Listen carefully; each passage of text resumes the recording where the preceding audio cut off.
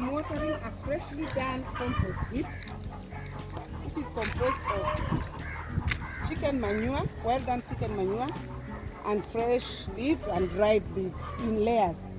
You put a layer of leaves, a layer of manure, some ashes, another layer of manure, and another layer of greens. You put it in layers. Here we have like 4 layers of vegetable matter and 3 or 4 layers of chicken manure. You can also use cow manure, rabbit manure, goat manure. All of those are suitable. Since it's freshly done, it's like 2 days old, the temperatures are still very high.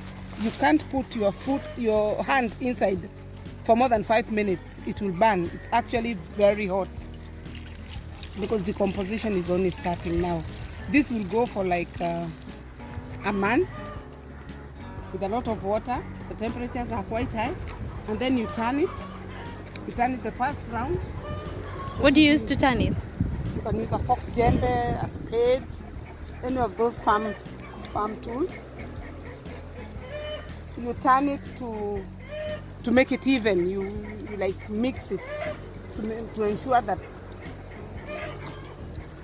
the decomposition goes on uniformly. One way of knowing whether the process is happening well is checking the temperatures. You can dip a stick, let it stay there for some minutes. Although with this one you don't even need to stick. You can use your hands and feel the temperatures. That tells you the decomposition is going on. And within like 2 months we'll be ready. We'll have like this one. This is the one in the dump. We have mixed it once. We intend to mix it again, but for us it's even ready for use. You can see. Is that a millipede? Yeah, these are our friends. Please don't. We use them for mixing and aiding the decomposition. Guys, this is a live millipede and it's very big. Oh, we even have a nursery for those ones. We can show you. Mama, no, please. Please don't show me another millipede. Camera here, I want to show you something. You see? There. No, Ma! I'm going to. These are my agents. I love them. They mix the compost so quickly. And these other small animals over here. What are they? Worms? They're insects. I don't know what they are. Let me But get they're very good. They are very good in mixing the stuff. Now this is ready. It's cool. The temperatures are gone. Because it's exposed. Yeah, not exposed, but the decomposition is finished. Yeah. Okay. This is what we are currently using. We are giving back to the soil because actually this is like what we got from the soil, the leaves and the stems of all vegetable matter. That is called responsible farming, right? Yeah. Giving back to the soil, because if you keep removing, you will not be able to get good quality produce. Another thing we keep adding to this manure is rabbit urine. Highly composed of nitrogen and other form of fertilizers that are good for vegetable farming. We are doing very well on rabbit urine. We add it here direct. We can add it on the plants. We do it as a foliar, and we also do it as a fertigation for the soil just below the plant. That is how we fertilize our farm. Do you mind giving us a farm tour? Oh yes, that's okay. I'll come on this time. Now, welcome to our patch of tomatoes. This is where we are doing tomatoes. This is an earlier crop. Already it started ripening. Tomatoes do quite well here, especially with enough manure, with enough fertilizer. We do a mixture of both manure, the compost heap we just saw, and also foliars, fertilizers. A mixture of the three will give you a good crop. Tomato is a heavy feeder. It likes a lot of nutrients, a lot of water for good produce. You can almost be sure that you get a good crop if you use plenty of that. The only challenge we are having with tomatoes is the insects, especially the tuta absoluta, the ones that attacks like this. We are really fighting it. It brings this, it eats off the leaves and burrows inside the fruit. You can harvest so many, only to find that They're all eaten quite a inside. number of them have insects inside. We are attacking that in several ways. We are using insecticide. Oh, there's jalapeno pepper too. Yeah, we do a lot of pepper. We are using sprays and we are using bio traps. You can come over here, I will show you. Oh. This is a serious problem. This is a biotrap for tuta absoluta. This is the moth that lays the eggs that burrow in the leaves and in the... This can tell you that there is a heavy population of the insect. We need to change the attractant so that it can continue catching the... Yeah, to trap them. To trap them. It's a real serious problem. It can just put you out of production. We're about to give them some free advertising here. Kenya Biologics. Reach us, please. Yeah, they are the one for marketing. They're some of the providers of the biotrap. Since we have a mango tree and we also know, we have learned that the fruit fly also attacks tomatoes. It comes for the mangoes and then it attacks tomatoes too. Yeah. It's one of the new challenges on the tomato farming. So we are using also a biotrap for the fruit fly. We have got quite a few. Actually, this is the second half. We had the first half. We poured them out. Why do you pour them out? Just in here. Oh, they're dead now? Yeah, they're dead. Oh. The attractant is also poisonous for them. As you can see, they're dead.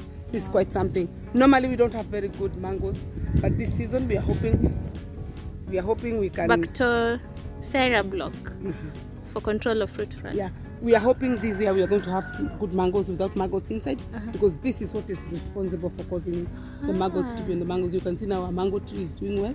Yeah. We are hoping to stop the tomatoes being attacked by the fruit fly and also the mangoes. This is our new crop of tomatoes. So that's like killing two birds with one stone. Yes. Sometimes we have to do that. We have a lot of vegetables, the mchicha you can see, but because of the intensity of the spraying, we are not able to use the vegetables. We have to uproot them because excuse me, the time in between the spraying period and the pre-harvest interval, it's not enough for the vegetables most of the times, because we are spraying quite often. You find that we have to get rid of the vegetables. As much as we need them, we have to just And are they planted or they just grew? These ones, because previously we had a crop of the vegetables, they just sprout, they grow on their own. What I wanted to say is that we are very particular about chemicals on our farm. We strictly observe the pre-harvest interval of every kind of spray. If it says 3 days, for us it has to be 3 days. If it says 7 days, for us it has to be 7 days. That is why, because of the frequency of the spraying, the pre-harvest interval is overlapping, and that way we cannot have a period where we can harvest the vegetables.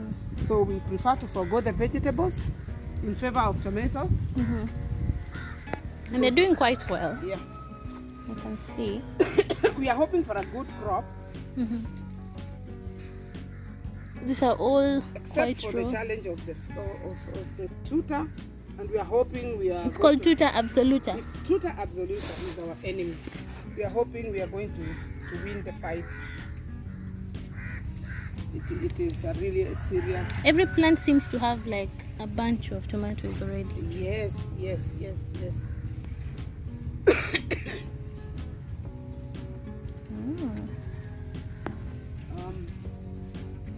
We are doing mixed farming. We are also doing bananas. As you can see, we have a crop of bananas. This is a variety called Williams. It has very good size bananas. We have several stalks. It's a very sweet banana. When we ripen it, Mm-hmm. we take it to the market. It does very well. We have another one here.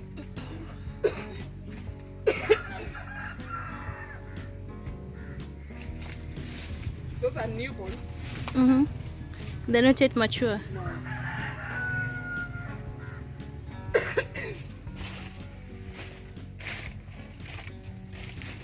One advantage we have in our farm is that we do drip irrigation.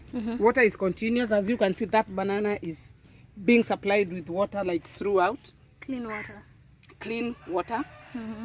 Every time we turn on the taps for the irrigation of tomatoes, the bananas also Benefit. yeah, that is why you can see the fruit is really good, because it has a continuous. One thing we have noticed is that bananas like a lot of water, lots and lots of it. It's like they can never have enough of water. This is also another variety called Williams.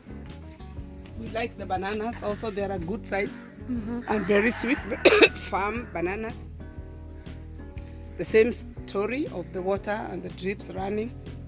So the plant. Guys, bananas also appreciate clean water. You know, people think banana plants can only consume dirty water from the sewage. No. They love clean water, plenty of it. There's several stalks of the bananas.